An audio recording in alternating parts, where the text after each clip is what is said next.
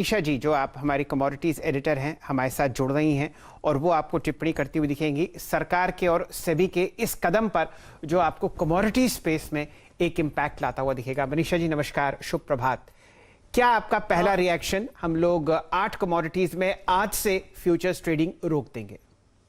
जी शैल, आपको ये बताना चाहेंगे कि काफी हद तक बहुत सारी कमोडिटीज में ऑलरेडी यहाँ पर सेबी ने इसे सस्पेंड किया हुआ है। आज जो नई कमोडिटी ऐड हुई है वो है क्रूड पाम तेल। अदरवाइज अगर आप देखें तो नॉन बासमती जो चावल है, गेहूं है, चना और मस्टर्ड एक्चुअली हमने पिछले 3 महीने के अंदर अंदर बैन होते हुए देखा है।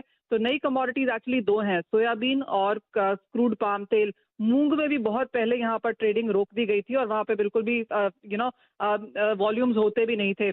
तो आज जो 2 नई कमोडिटीज ज्वाइन की गई हैं वो है सोयाबीन और क्रूड पाम तेल। इन दोनों में ही लगातार तेजी देखने को मिली थी। काफी हद तक आप देखेंगे जो भी सेबी के सर्कुलर्स हैं उसमें कोई जस्टिफिकेशन नहीं है, उसमें कोई रीजन नहीं है कि ये कमोडिटीज पे कारोबार क्यों रोका जा रहा है।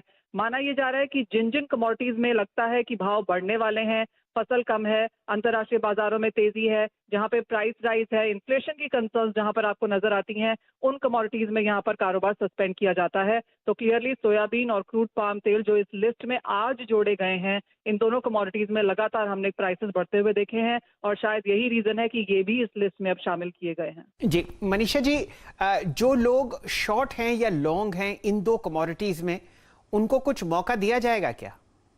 नहीं शैल, अगर आपने सेबी का सर्कुलर पढ़ा तो आप नई पोजीशंस यहाँ पर अब नहीं बना सकते। जो आपकी नई पोजीशंस हैं वो इमीडिएट इफेक्ट से आप उन्हें सिर्फ वाइंड अप कर सकते हैं। तो क्लियरली जिसकी जहां जो पोजीशन खड़ी है उसको क्लोज करने के अलावा इनके पास और कोई चारा नहीं है। बिल्कुल। और ये जो क्लोज करने का दायरा है, क्या ये सिर्फ आज ही के लिए है या इसके लिए भी कोई समय सीमा तय की गई है? चलो, उसके लिए कोई समय सीमा तय नहीं की गई है। आप अपनी पोजीशंस एज एन जब यहाँ पर चाहे बंद कर सकते हैं। बट क्लियरली जिस तरह का पैनिक बाजार में हमने पहले भी कमोडिटीज में आता हुआ देखा है, लोग भागते हैं अपनी पोजीशंस कवर करने के लिए क्योंकि यहाँ पर लोअर सर्किट लगने के ज्यादा चांसेस रहते हैं, क्योंकि भाव ऑलरेडी ऊपर थे। ज्यादातर लोग इन दोनों कमोडिटीज में लॉन्ग ही रहे होंगे तो वो अपनी पोजीशंस क्लोज करना चाहेंगे। तो हम इमीडिएट जो रिएक्शन है वो नेगेटिव की तरफ आता हुआ देखेंगे। मनीषा जी, आपका बहुत बहुत आभार। आप सुबह हमारे साथ जुड़ी और इतनी अहम टिप्पणी आपने सेबी और फाइनेंस मिनिस्ट्री के इस सर्कुलर पर दी।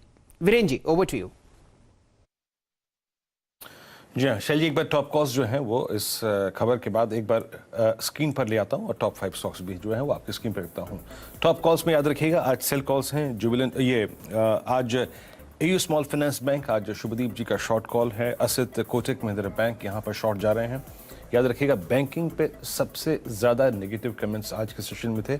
जिस प्रकार के शॉर्ट्स निफ्टी बैंक में बने हैं और साथ ही साथ बैंकिंग स्टॉक फ्यूचर्स में सेल आरबीएल बैंक भी है उनका, शुभदीप जी का। कोटक महिंद्रा बैंक का असित का है। टारगेट यहाँ पे करीब 1740 का। सेल आईसीआईसीआई लोम्बार्ड 1280 का टारगेट है मानस जायसवाल जी का फ्यूचर्स में। उसके बाद अगर आप चंदन जी की कॉल देखें तो आज वो एमएनएम फाइनेंशियल्स पे, एनबीएफसी पे सेल है। या हिट स्पिरिट्स सेल 840 का target Rajesh Satpute ji. State bank of India अगर आप देखें 450 का टारगेट प्रकाश का बसर का है। तो और याद रखिएगा मेरे जी ने जो टिप्पणी की थी उसमें उन्होंने कहा था कि सतर्क रहिए थोड़ा सा बाजार में और सही वक्त का इंतजार कीजिए। अगर आप सिर्फ लॉन्ग साइड ट्रेडर हैं या फिर इन्वेस्टर हैं तो ये वक्त आपके लिए अगर आप देखें बहुत वाजिब नहीं है। और जहां तक 5 बड़ी खबरों का बात है, याद रखिएगा विप्रो आज से सेंसेक्स का हिस्सा होगा, बजाज ऑटो नहीं होगा। तो उसका एक इम्पैक्ट आपने विप्रो पे देखा ही शुक्रवार को, आज भी मिलेगा और बजाज ऑटो पे नेगेटिव इम्पैक्ट। गुजरात एल्कलीज, यहाँ पर गुजरात एल्कलीज और गेल के बीच में एक बायो एथेनॉल प्लांट बनाने के लिए करार किया गया है। आईआरबी को गंगा एक्सप्रेसवे के लिए करीब 6555 करोड़ रुपए का ऑर्डर मिला। श्रीराम प्रॉपर्टीज की लिस्टिंग होगी और एमजीएल फोकस में इसलिए रहेगा क्योंकि उन्होंने सीएनजी के दाम करीब 2 रुपए किलो और साथ ही साथ पीएनजी करीब अगर आप देखें 1.5 ये इजाफा किया है। तो एक प्राइस हाइक एमजीएल के लिए और बाकी अगर आप देखें विप्रो और बजाज ऑटो पे निगाहें रहेंगी। चलते हैं इस ओपनिंग को वॉल पे समझने के लिए शैल जी के पास। शैल जी, ओवर टू यू।